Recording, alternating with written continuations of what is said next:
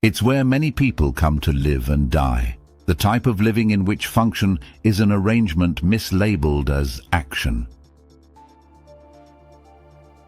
Humans perform as functional participants. Freedom of movement is not freedom of action. Many don't get that perception as we know it is a build sanctioned by the predisposition of understanding compelled by language. We are coerced into it by the demands of participation. Many live the tempo, active social lives and don't fixate on who they really are beyond the quagmire of description. We wake in the morning ready to participate in whatever endeavors chosen. Do we have the perceptual latitudes to freely choose? If you still say yes, read on. You have not understood the question. A reality built on emphasis traps its occupants into the edifices which pattern the characteristics of their preoccupation. What do you spend your time thinking about? People roam around these edifices which in turn hoard identities into contextual relationships. Many of us are born from that immensity, the universe, the unknown. Babies in early childhood often reflect through their eyes and mannerism that inner space outside context. Meaning begins to rule adolescence, while adults succumb to contexts wholly into the charade characterized and labeled through the garbs of folly we so clearly demonstrate in the world. Look, this is not about the need to contextualize everything. We need context in the world we build, but we don't want our presence to be wholly immersed into it, lest we become robotic and myopic to our freedom from it. We must maintain the unknown within us. We cannot be exploited by context and remain free. Exploration in its truest form acknowledges nothing and everything, since it's not out to validate or invalidate a criterion by which the sane determines the cusp of insanity.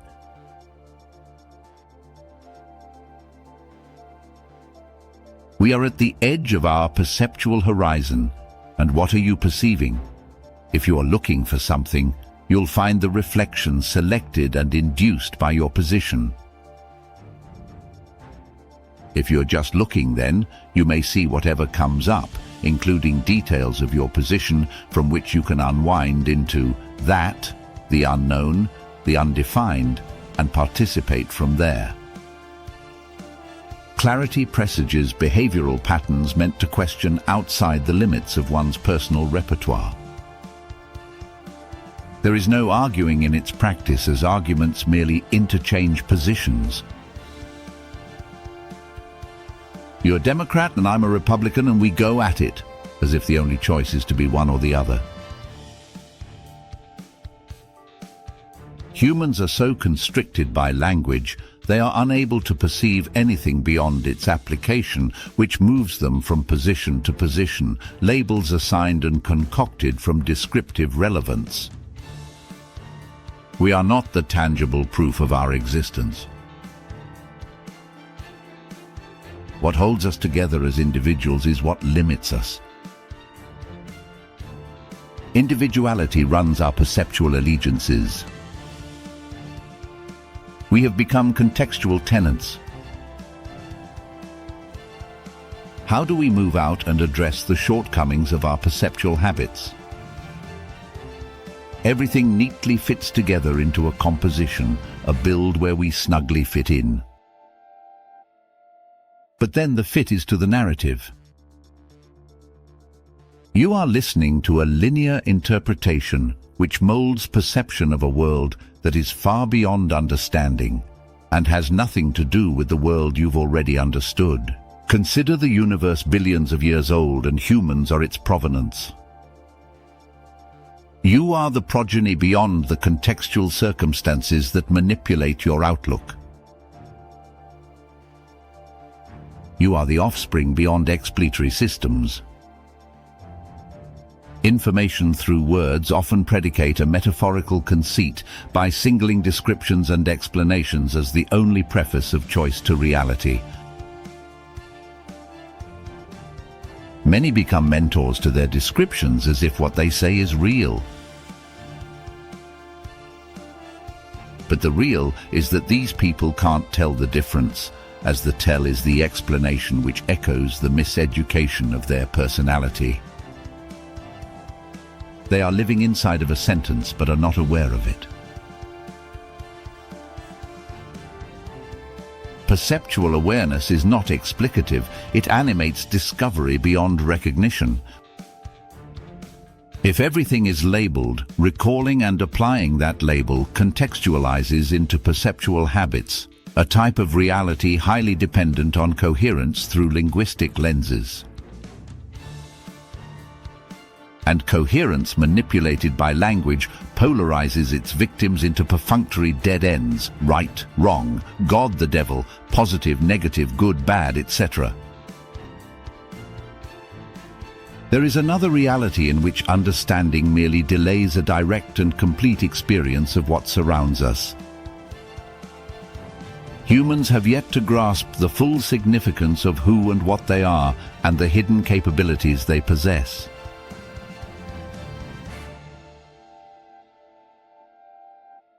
We certainly are not who we think we are.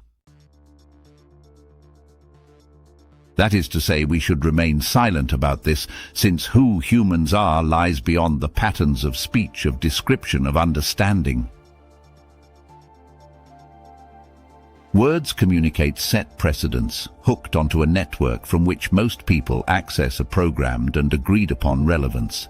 Language defines everything, a self-important contextual allegiance.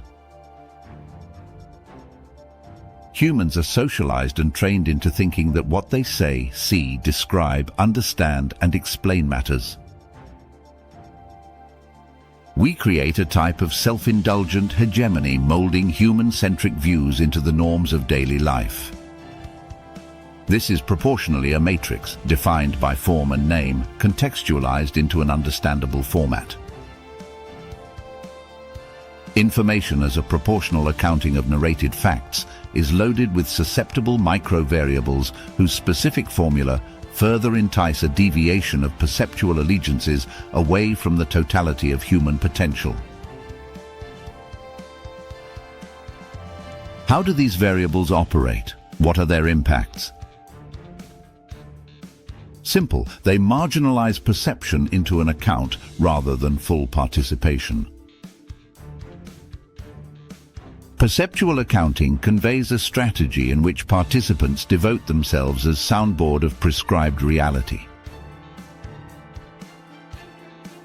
They practice it continuously as if their internal dialogue is the springboard from which to define their reality, but they are merely overthinking it, and this throws them into permanent convalescence.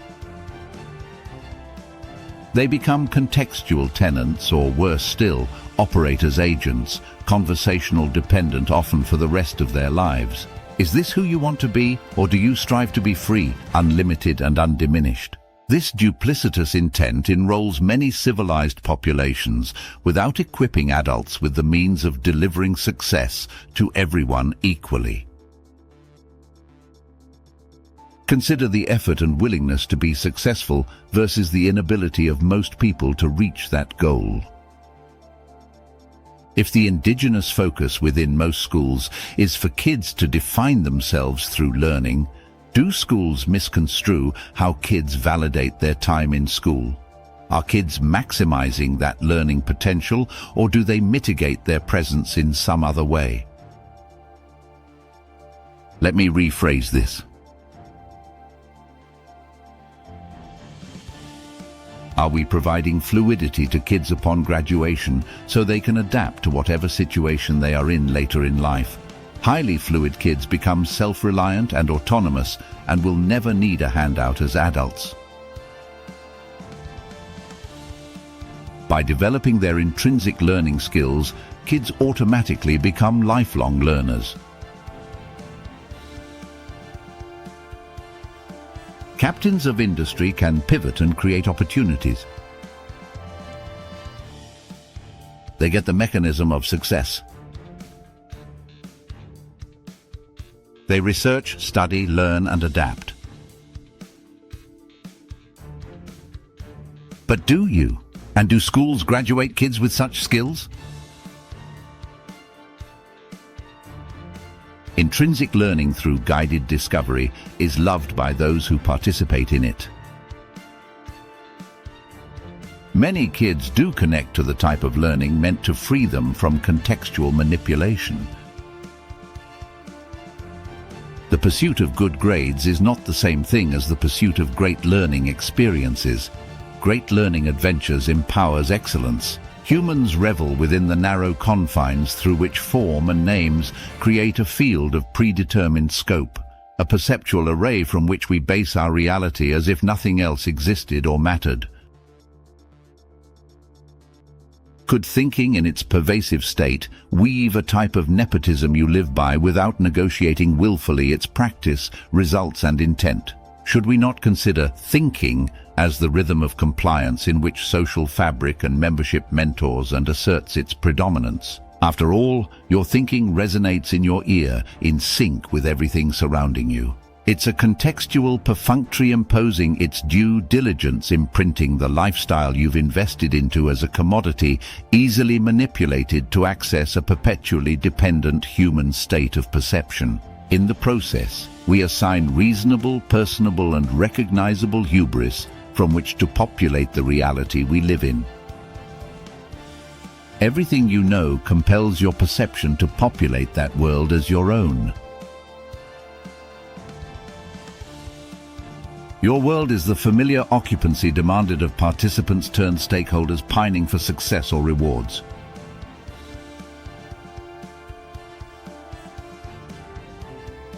Reflect upon your presence, train to operate your individuality into the acquiescence of understanding, and ask yourself this question: why own the definition of your presence? Why invest in it? What prerogatives design your choices through description? No, not what your mind describes as the choices available to you. Are those not the foibles of a mind dialed to specific settings? If well thought out choices emanate from the clarity of contextual venues. Not unlike saying intelligence is the ability to juggle results of such manipulation without the function of clarity.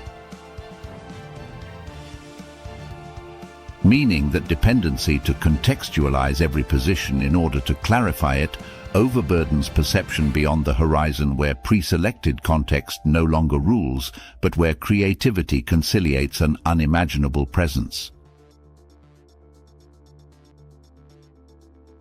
Does this mean too much recognition applied to resolving a contextual issue undermines the intelligence and perceptual freedom needed to resolve it, beyond the equivalence and redundancy ubiquitous of your past? How do you refresh your perceptual awareness?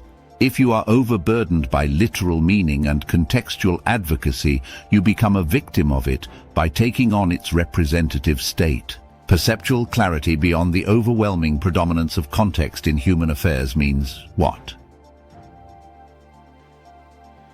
Who are you? Get it?